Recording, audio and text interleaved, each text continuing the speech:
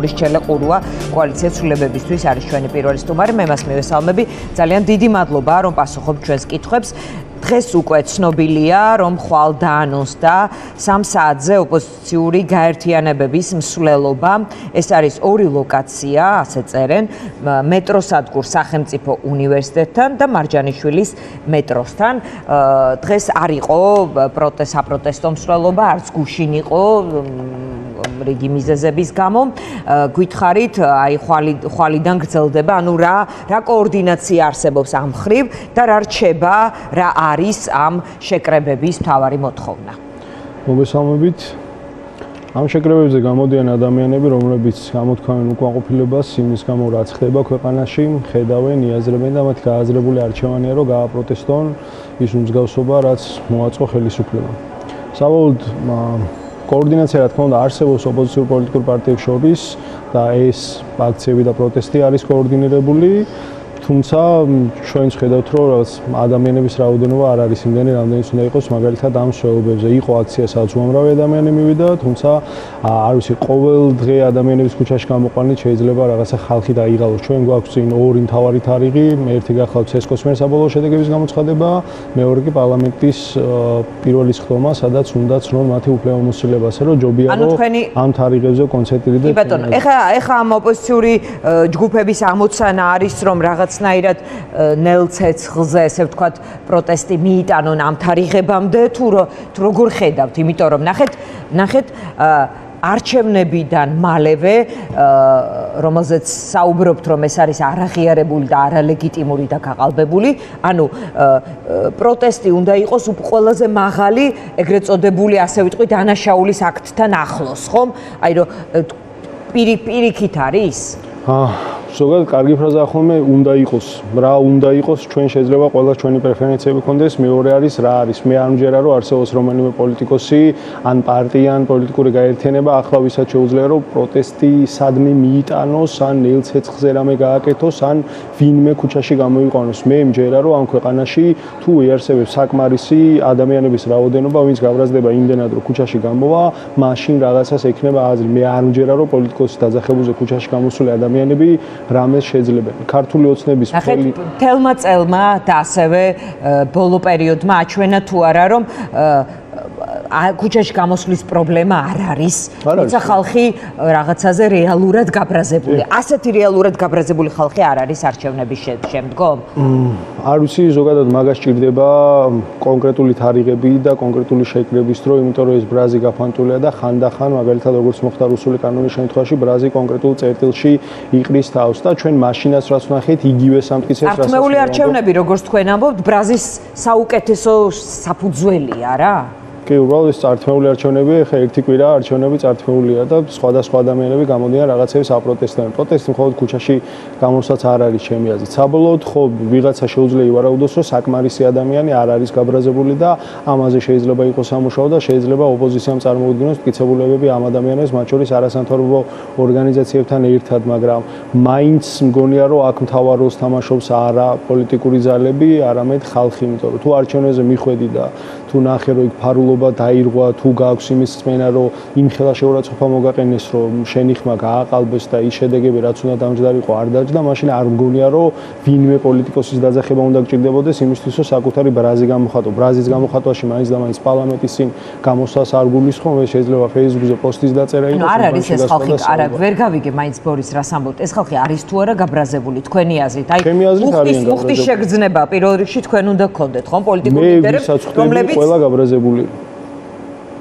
მე ვისთანაც მაქვს ურთიერთობა, ყველა ადამიანი გაბრაზებულია იმ შედეგებით, რაც მივიღეთ და ყველა ადანაშაულებს ქართულ ოცნებს არიან, რა თქმა უნდა, ისეთებიც, რომლებიც მეორე მხარეს დაშორების შესწავლაზე აპელირებენ. ეს არ არის ბაბულური აზროვნება. არ შემიძლია გითხრათ არიან თუ არა გაბრაზებული, მე მაქსიმალურად ზუსტად შემიძლია გითხრათ იმ ადამიანებზე, ვიზეც უეჭველად ვიცი, რომ გაბრაზებულები არიან. კარგი, თქვა აი ორ ადგილას შეკრება, 2 მეტროსთან, ეს ვთქვათ, ანუ ეს ტაქტიკა რაც აქვს ახლა ოპოზიციას საპროტესტო ქუჩაში მსვლელობებით, რომელიც გამოიხატება, რამდენად ფიქრობთ, რომ ეფექტური იქნება და ამ მსვლელობას დაინახავს ახლა ხელისუფლება და რას იზამს?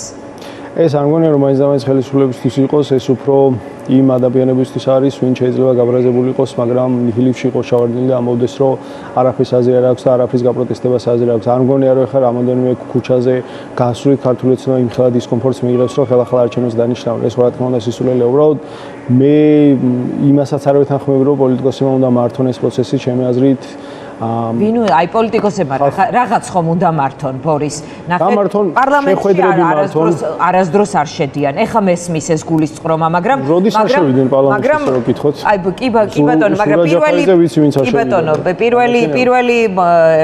პირველი რეაქცია არჩევნების შემდეგ მუდმივად ბოლო რამდენიმე არჩევნები ჩვენ ასეთი გვახსოვს და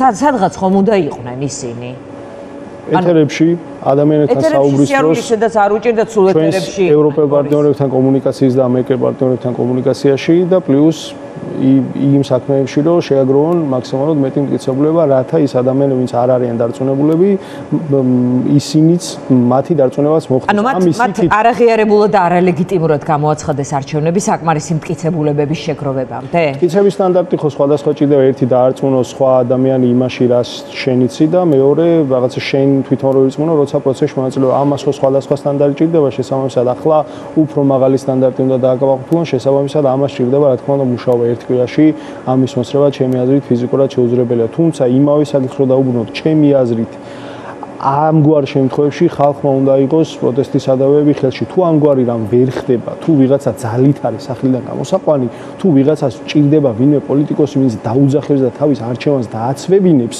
თუ ვიღაცა მიცის რომ გაუყალბეს მაგრამ არ აპირებს თავისი არჩევანის დაცვას ესე იგი ეს ადამიანი ღირსია იმის რომ კიდევ გაუყალბონ 10 ჯერ ღირსი იყო იმის რომ გაუყალბეს არ ჩათვალა თქვენსავით რომ რაღაც წაართვეს მე რა შუა ხო არა მე ხო საუბრობ ადამიანზე ვინც თვლის რომ გაუყალბეს მე არ მithქვას ვინც ამბობს რომ არ თუ ასეთ ადამიანებზეა საუბარი, მე მგონია რომ აღნიშნულ პროცესში ფიზიკურად მნიშვნელობა არ აქვს, იქ ოპოზიციაში ვინ არის და რასაკეთს მნიშვნელობა აქვს, შენ როგორ იცავ საკუთარ თავს და ზოგადად რის თქმაც გულწრფელად მინდა ის არის რომ ქართული ოცნება თავის მთელ ძალაუფლებას ამყარებს ადამიანების დაშინებაზე, მათ უნდათ რომ ქართველებს ეშინოდეთ და მეორე მხრივ მე არ მინდა რომ რაღაცა ჩემი ლაპარაკიც შიშით იყოს გამოწეული მე არ მინდა ქართველებს ეშინოდეთ ამიტომ არ მიყვარს და ზოგადად არც მჯერა აპოკალიფტური სურათის რომელსაც ხატავთ მე მგონია რომ ბევრად უფრო დიდი კატასტროფების წინაშე მდგარა ეს ქვეყანა და ბევრად უფრო დიდი და მწარე რაღაცები გადაუტანია დღეს ილია ჭავჭავაძის დაბადების დღეა და ილია ამბობდა რომ ამ ქვეყანაზე არსებობს ქაღალდი და არსებობს კიდევ სინდისი რაც არ უნდა სუფთად დაწერონ სუფთა ქაღალდზე რაღაცეები ჩვენ ვიცით რომ მათი სინდისი არ არის და საბოლოოდ ილიას გზას ეს ხალხი არ აგზელებს ილიას გზას გააგზელებს ის ვინც იტყვის რომ ყველა მოსახვეჭეს თავისუფლება ჯობია და თავისუფლებას თუ დაკარგავ მე უკვე აღარაფერი აღარ დარჩება და ილიას გზა თუ გვინდა რომ გავაგზავნოთ ჩემი აზრით უფრო ჭკვიანურად უნდა მოვიქცეთ ამ სისტემას და ამარცხეს მხოლოდ გააზრებული არჩევანის მქონე რაციონალური ადამიანი შეშინებული ადამიანი ვერავის ვერ დაამარცხებს და თან ვიცი 2024 წელი 100 წლის წინ ამ ქვეყნიდან გაქცეული მთავრობის წარმომადგენლები ჩამოვიდნენ აქ და აჯანყების მოწყობას ეს უამრავი გაჭირვება გადაგვიტანია და ბევრად უფრო რთული იყო შენი პოზიციის დაფიქსირება ვიდრე არის დღეს ბევრად მარტივია შეგიძლია Facebook-ზე პოსტი დაწერო მაშინ ადამიანები უნდა შეგეკრიბა და გადაგასახლებდნენ უკეთეს შემთხვევაში ან უარეს შემთხვევაში დააგხრეთდნენ და დღეს არ აგვაქვს ესეთი პრობლემები დღეს ბევრად მარტივად შეგვიძლია რაღაცების კეთება ვერც მეფის რუსეთმა ვერც საბჭოთა კავშირმა ვერ შეძლო რომ გადავიჯიშებინეთ კი ბატონო ბორის კარგით ასე ჩამოვაყალიბოთ მაშინ კითხვა თქვენ ამ გზას პერსონალურად როგორ ხედავთ ოპოზიცია უნდა დარჩეს პროტესტში, მან უნდა დაამტკიცოს ასევე რომ აქვს ძალიან სერიოზული მტკიცებულებები, რომელიც ლეგიტიმაციის საფუძველს არ მისცემს ამ პარლამენტს და შემდეგ პარტნიორების გარედან დახმარებით, შიდა პროტესტის დახმარებით ხელისუფლებას არ ვიცი, დაათმობინოს არჩევნები და ახალი არჩევნებამდე მივიდეთ. ანუ ეს არის გზა, რომელსაც ახლა თქვენ ხედავთ თუ ამ გზასაც ვერ ხედავთ, უბრალოდ რახან თქვენი კოალიციის წევრებიც არიან ახლა ამ პროცესში ჩაბმული, თქვენც რაღაც მიყვებით ამ პროცესს. აი თქვენ როგორ ეს შეიძლება იყოს ერთ-ერთი გზა, კაცმა არ იცის სინამდვილეში რა იქნება, უბრალოდ ოპოზიციის როლი, აი თქვენს განცხადებაში ხარას ვთქვით, ძალიან განდიდებულია. მე მგონია რომ ვინმე თუ ხელისუფლებას აართმევს ბიძენიამანიშვილს, ეს არ იქნება ოპოზიცია და ეს იქნება საკმარისად გაბრაზებული ხალხი. კი, ამ პროცესში უნდა იყოს ჩართული პოლიტიკური მოძრაობა, უნდა იყვნენ ჩართული პოლიტიკოსები, თუმცა ვერ მოახდენს ეს პოლიტიკური კლასი რევოლუციას, ფიზიკურად შეუძლებელია რომ მათ დაძახებულზე ეხლა გამოვიდეს საკმარის რაოდენობა ხალხის. ხალხი გამოვა მაშინ თუ მართლა თვითონ იგზნობა რომ გაბრაზენ და კონკრეტული წერტილი იქნება, როცა ეს ბრაზი, რაშიც ეს ბრაზი აკუმულირდება. იმის იქეთ ეხლა მე არ მჯერა რომ რაიმე გეგმა შეიძლება ოპოზიციამ ეხლა ადამიანებს წარმოუდგინოთ და მათ წარმოუდგენაში მე შევხედე ადამიანებს. თქვენ ხალხს კი არ მიუძღვებით, არამედ ხალხს ამოწმებთ არიან თუ არა მზად თქვენ ერთად. არა, მე არავის არ მომოწმებ, პირადად ჩემზე თქვა საუბარი, მე ყოველთვის აქციებზე არასოდეს სიტყვის არ გამოდივარ და ყოველთვის ქვემოდგავარ იქ სადაც დგას ხალხი და მე თუ სადმე აქციაზე ვარ, ჩემი ერთი როგორც რიგითი ამ მომრჩევლისთვის გაკეთებულ ცუდ რაღაცას ვაპროტესტებ და ამის იქით ჩემი აზრით მარტივად რო ჩამოვაყალიბოთ პოლიტიკოსების იმედზე, ჩემი მტერი იყოს თუ რამეს გააკეთებს ამ ქვეყანაში გააკეთებს ხალხი. არ ხართ საიმედო ხალხი? ზოგადად ჩემზე თუ ამბობთ, გააჩნია რაში, რაღაცეებში ძალიან საიმედო ვარ, იმის იქეთ რაში წარავარ, ჩემს თავზე არ მე მაგალითად პერსონალური განწყობა მაქვს, რომ თქვენს და კიდევ ერთი თქვენი თანაგუნდელი ცოტნე. ეჭვი მაქვს ვიდეცამ ხარ? კი ბატონო, ცოტნე ხართ ის ადამიანები, რომელს შეიძლება სამომავლოდ პოლიტიკაში რაღაცნაირად ყოველ შემთხვევაში რაღაც როგორც ორ წესიერ ბიჭზე შეიძლება რაღაც ტიპის გათვლა არ მიყვარს ხოლმე ზოგადად პოლიტიკოსებზე რამეს გათვლა, მაგრამ რაღაცნაირად ასე გძნობ ხოლმე და ამიტომაც უფრო მეც გეკითხებით, თქვენგან უფრო მეტი მაინტერესებს თქვენ როგორ უყურებთ ამ პროცესს, იმიტომ რომ თქვენ არასდროს გიჭირდათ მათ შორის იმ პროცესის ცოტა კრიტიკულად შეფასება, რომელშიც შეიძლება თქვენი პარტიაც ყოფილიყო. ხო, ეს უკვე მეორე ნაწილია, ძალიან დიდი მადლობა ქებისვა. ეს უკვე მეორე ნაწილია და მაგ ნაწილზეც მოგვიწევს საუბარი, ჩემს ახლოვდება ის დრო, როცა ერთი უკვე ძალიან ბევრს ვისაუბრეთ იმაზე, რა დააშავა ქართულმა ოცნებამ და მე უკვე მოგვიწევს ჩვენი შეცდომების გადააზრება და ამგვარი იყო უამრავი, მათ შორის მგონია რომ ყველას ბოდიში გვაქვს მოსახდელი, ვინც ვამბობდით რომ ადამიანების ხმები იქნებოდა ფარული და ამაში ვარწმუნებდით ხალხს, მეც და ცოტნეც ვაკეთებდით მაგას, მიუხედავად იმისა რომ რაღაცა ეს გვეგონა აბსოლუტური ჭეშმარიტება, მაინც მგონია რომ შენ რასაც ამბობ, მაგაზე პასუხისმგებლობა უნდა იყო და ძალიან სამწუხაროა რომ ამგვარ მარტივ რამეში შევცდით. საბოლოოდ ყველაფერი გაკვეთილი მგონია, არ მგონია რომ სადმე აპოკალიფსი იქნება, ამ ქვეყანას მომავალი აქვს და მომავალი და სულ მაშინაც კი როცა აქ წითელ არმიელები დააბუტებდნენ თავიანთი თინკებით და ავის ყურების ჩამოყრის დრო ჩემს დარე. კი ბატონო, იცით რა გაყალბებაზე ლაპარაკი ზოგადად თანთქავს ხოლმე თვითკრიტიკას ოპოზიციის მხრიდან და ეს შეცდომების გაუაზრებლობა და თვითკრიტიკის დეფიციტს შემდეგ მიყავს ახალ შეცდომებამდე. ეს ჩემი დაკვირვებაა პროცესისადმი, თუ გნებავთ, შეგიძლიათ საჯაროდ ყველაფერი თქვათ, მაგრამ ალბათ ყველა საკუთარ ოფისებში მაინც უნდა ილაპარაკოს იმაზე, რა იყო პრობლემა და სათხედავენ პრობლემას, იმიტომ რომ ალბათ ასეთი ბევრი იყო და ამაზე ლაპარაკი არ იქნება რო არ ყოფილიყო, ასე არ დამთავრდებოდა არჩევნები, რა თქმა უნდა, შეცდომა იყო ჩვენ ხო მათ დანაშაულებზე შეგვიძლია ვისაუბროთ, მაგრამ ჩვენი თავი არ დაგვაიწყდეს, ჩვენს ბევრი დავაშავეთ, ბევრი შეცდომა დაუშვით, რასაც თუ არ გამოვასწორეთ, ფიზიკურად მომავალი არ გვექნება. ამ ქვეყანას მომავალი ექნება. ამ პოლიტიკას, ამ პოლიტიკის ნაწილებს კონკრეტულად ჩემი აზრით მე მომავალი აღარ ექნება თუ ამას არ გამოვასწორებ. კი ბატონო, მადლობა. მადლობა დაგემშვიდობებით.